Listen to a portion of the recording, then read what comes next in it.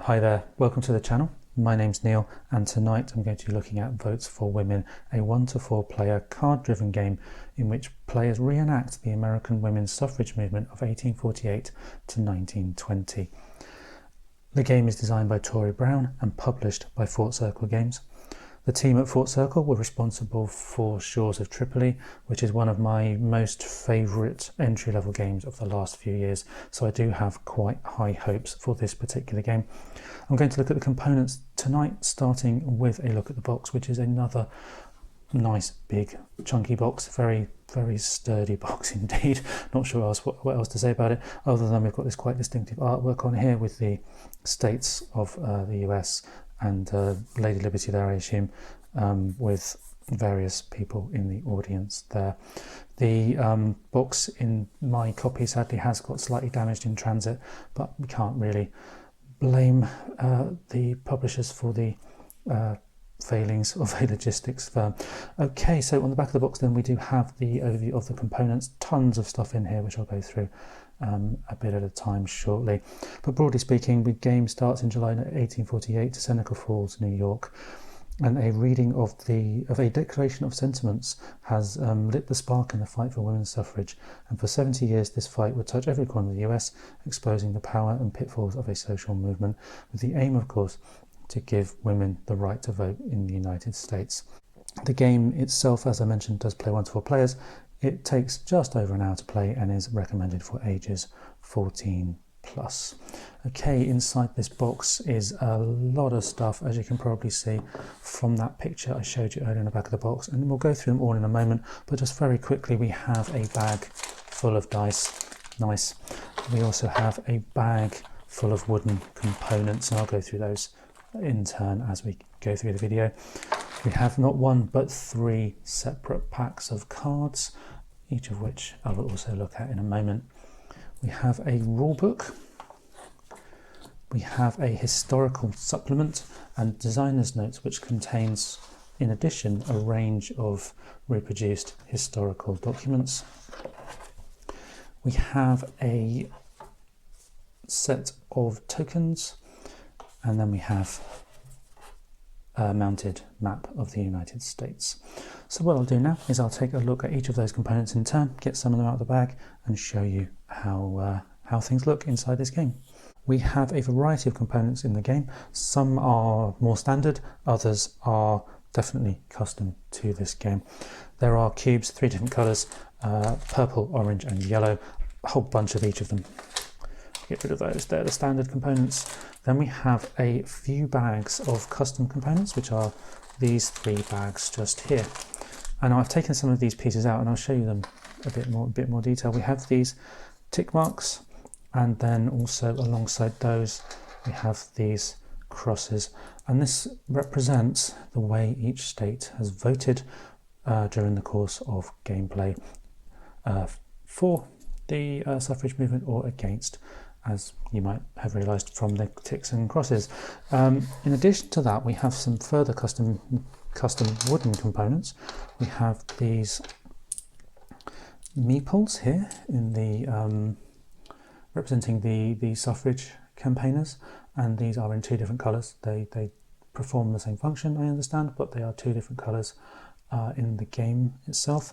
And then we have the opposition meeples, which are again appear to be quite custom cutouts of certain figures there. So nice chunky wooden components all round really, but also with those more custom components. Sticking with the wooden components, we also have this bag here, which are these cylinders and then some typical turn track marker, that kind of thing.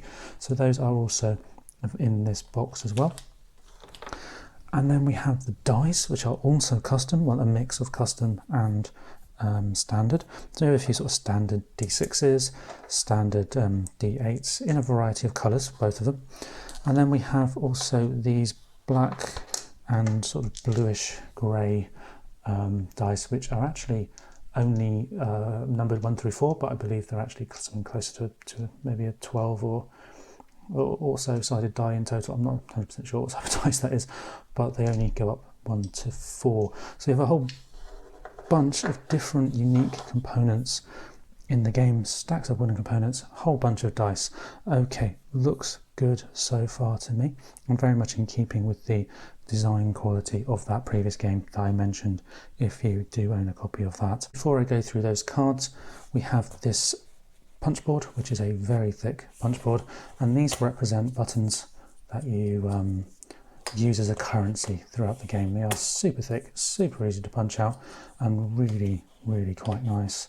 Those 3 packs of cards, as they are when they arrive, but when you open those packs and split them all out, there are actually 5 different decks of cards in the game. The first one here is called state cards. They have this green backing with the different, or a selection of the states on the back. And then on the other side, as you might expect, is a card for each of the states, or at least a selection of the states, it seems, that are being fought over for the vote. And on there it has a certain action that you can take, and as well as an instruction for the Oppobot. Now that is the solo opponent, which I'll come on to more when we look at those specific cards. And then underneath we have this nice sort of artwork, which is representative of the time, if not actually a reproduction of artwork at the time. Oops. So those are the state cards. We then have the opposition cards. Now this is the deck of cards the opposition player will use during their game. There are loads of them, and they're all, nice, decent quality cards. On the cards we have, again, as with the state cards, a sort of a flavour area and a flavour text at the bottom. Then we have a title of the card, and then a description of the action or effect of the card. And there are stacks of these, and again the imagery there does appear to be, if not a reproduction, certainly in keeping with the theme. And there are a huge number of these cards.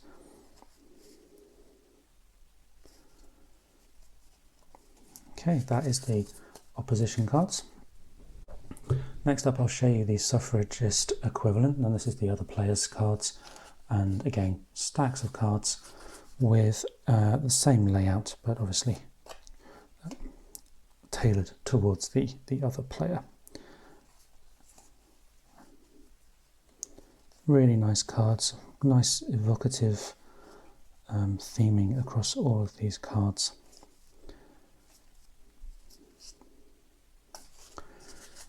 We also have the strategy cards, which are a smaller deck, a bit like the state cards, in which you have essentially a round bonus or a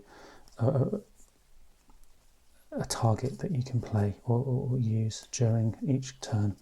I haven't fully read the rules, but essentially they act as a round bonus from what I understand.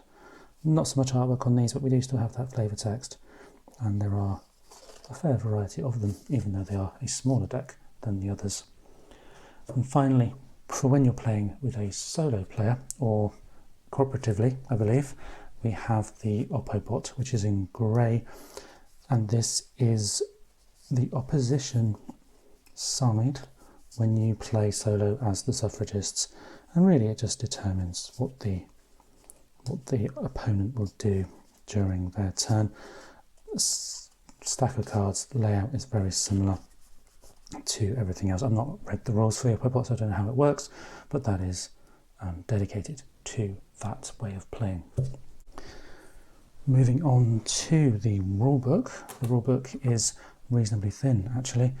Has the replication of the artwork from the box cover, and then inside we have a nice mix of fairly large print text and imagery as well, detailing all the different components, the cards, and then of course how to play. Looks pretty easy to read.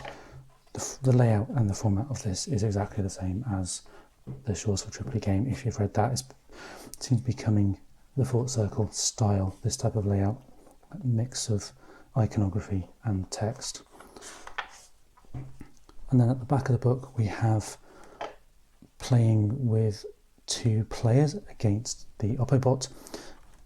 We have playing with 2 players against a third human player, and then we have solo against the bot, or cooperatively against the bot. So there's a few different ways to play this game. I suppose you'd immediately think of it as a 2-player game, where one side plays the opposition and one side plays the suffragists, but they've built in modes for cooperative, competitive against the bot, and then of course solo.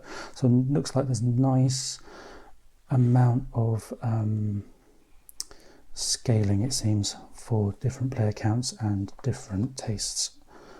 Okay, cool. On the back there is the rules for the Oppobot. So that's the rules. Pretty decent, relatively easy to see rulebook. And then we have the other set of documents in the box. Now these don't have any implication on gameplay as far as I understand, but they are incredibly interesting in their own right. The first is the historical supplement and designer's notes, and this talks about the design of the game, how it was inspired by the history of the suffragist movement, and then also by the game 1960, Making of a President, in terms of the gameplay style. So there's notes around all of that in here. And then we have also some notes around the Declaration of Sentiments, which was the starting point, according to the back of the box there, of the movement, and then a selection of historical documents that are reproduced here in the box for our interest. And then finally there are credits and long list of playtesters and so on who contributed towards making the game. Now those documents are fascinating in their own right, and we have a whole host of them, to be honest. I mean, the one that I've got surrounding them all there is a reproduction of the New York Times broadsheet newspaper, but then in here we also have a speech that was given by Sojourner Truth, who was a historical figure. I must confess I don't know too much about that particular person. We have some certain documents from the Department of Immigration there, the Equal Franchise Society's legislative series letter from Abigail Adams to John Adams. We have letters in 1918, so quite late, from the American Constitutional League. There's a leaflet there which appears to be for a modern equivalent of the movement in the game. And then there's some further sort of letters from different people, resolution of Congress, letters around Standard Guano Co. in Baltimore, and then we have ballot papers, lettergrams, registrations to vote, all this historical information, and it's really interesting and quite different to see this much detail gone into the theming of a game, even for a historical game. So it's really cool to see. And we even have something here in Spanish, because there was a significant contribution by the Spanish-speaking members of the suffrage movement to the movement. So that's again really interesting, and various further copies of different publications and so on. And there's stacks of it. There is stacks of this to read through, and it is really interesting. And of course we do finally have that, what I was using as the cover sheet there, which is a reproduction of the New York Times, just there, with the publication date of August 19th, 1920. Both sides. So cool, lots and lots of interesting, different content inside this box. The final component to look at is the map. It is a mounted map and depicts a stylized representation of the United States.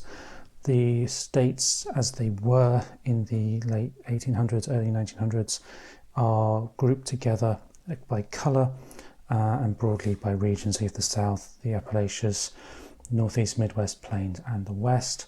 The smaller states have these boxes linking to them to allow you to place your components in an area representing the state. The areas also have this kind of region here. Looks like somewhere where you place certain of those meeples. And then the states themselves are named using the convention of the two-letter naming convention, which I'm reasonably familiar with. However, I believe there is a link somewhere to a Fort Circle guide to the state abbreviations within the box, in the rulebook somewhere, just for those people who are not familiar with the two-letter abbreviations of the states. The map is broadly quite muted, other than the central area. It's a kind of a beigey colour. The sections here are for cards in effect this turn, cards in effect for the rest of the game, cards in effect for the final voting stage. This is the congressional amendment track, I think it's called, where you put those cylinders, and then when you get to 6, the game is over. For certain set of victory conditions anyway, the turn track there with the 6 turns in the game. That is the end of this video then. I have high hopes for this game, as I said at the beginning, and I'll get a playthrough onto the channel in due course, so look out for that one. In the meantime, thank you for watching as always, and I'll see you next time.